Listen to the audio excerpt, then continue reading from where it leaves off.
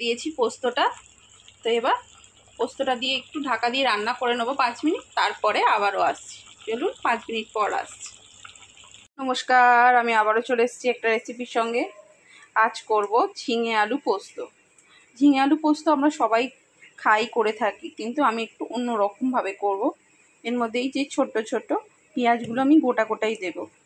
এটা আমি কাটবো না, শুধু জাস্ট ছাড়িয়ে নিয়েছি।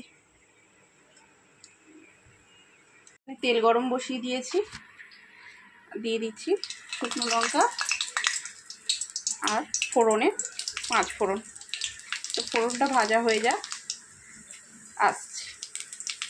পোস্ত নিয়ে নিয়েছি, এখানে প্রায় 50-75 গ্রাম মতো পোস্ত আছে। তো চলুন, এবার ফোড়নটা ভাজা হয়ে গিয়েছে, একে একে সবজিগুলো আমি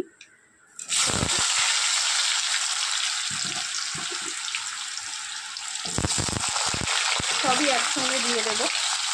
তো সবজিগুলো দিয়ে নিয়ে আসছি। সবজিগুলো সব দিয়ে ঝিঙে আলু পেঁয়াজ। একটা ছোটো টিপস বলি রান্না করতে করতে, ঝিঙে কোনো দিন কড়াই দিয়েই নুন দেবেন না, তাহলে ঝিঙে থেকে জল বেরিয়ে যাবে নুন দেওয়ার পর, আর তখন ঝিঙেটা ভাজা যাবে না। তাই ঝিঙেটা খুব ভালো করে ভেজে নিয়ে তারপরে জল দেবেন। তো চলুন, খুব ভালো করে ভেজে নিয়ে আসছি।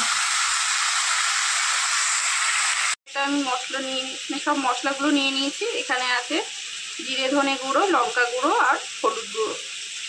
এটা আমি জল দিয়ে গুলে নেব।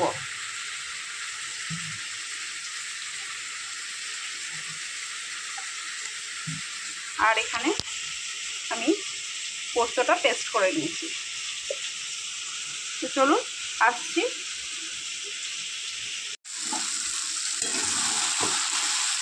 ঝিঙে আলুটা ভাজা হয়ে গিয়েছে, এবার দিয়ে দেবো স্বাদ মতো নুন।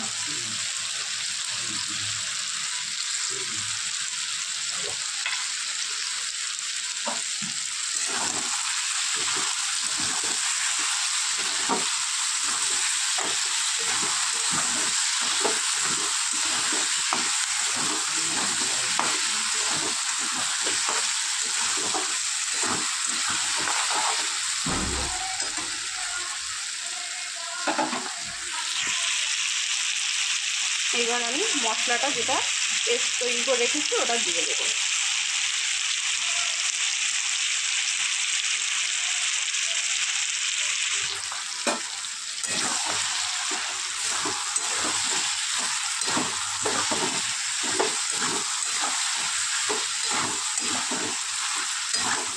তো চলুন এবার কষিয়ে নিয়ে একেবারে আসছি তেল ছাড়া অবধি।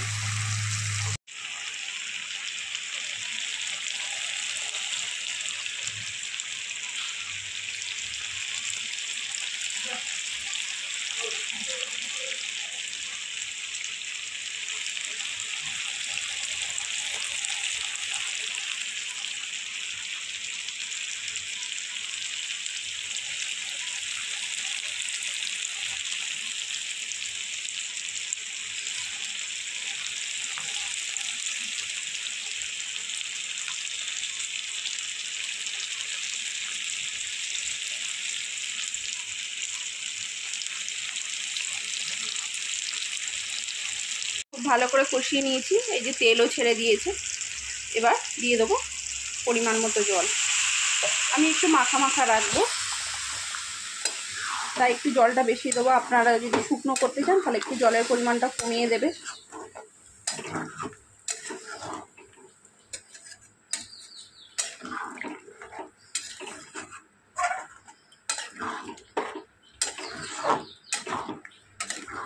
আর জল লাগবে না, এবার হতে দেবো। তো চলুন একেবারে হয়ে গেলে আসছি।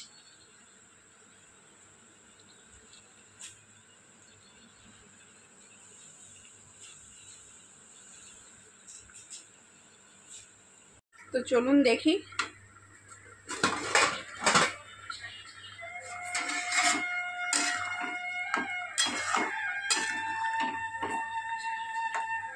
হ্যাঁ, সিদ্ধ হয়ে গিয়েছে আলু। এবার দিয়ে দেব পোস্তটা।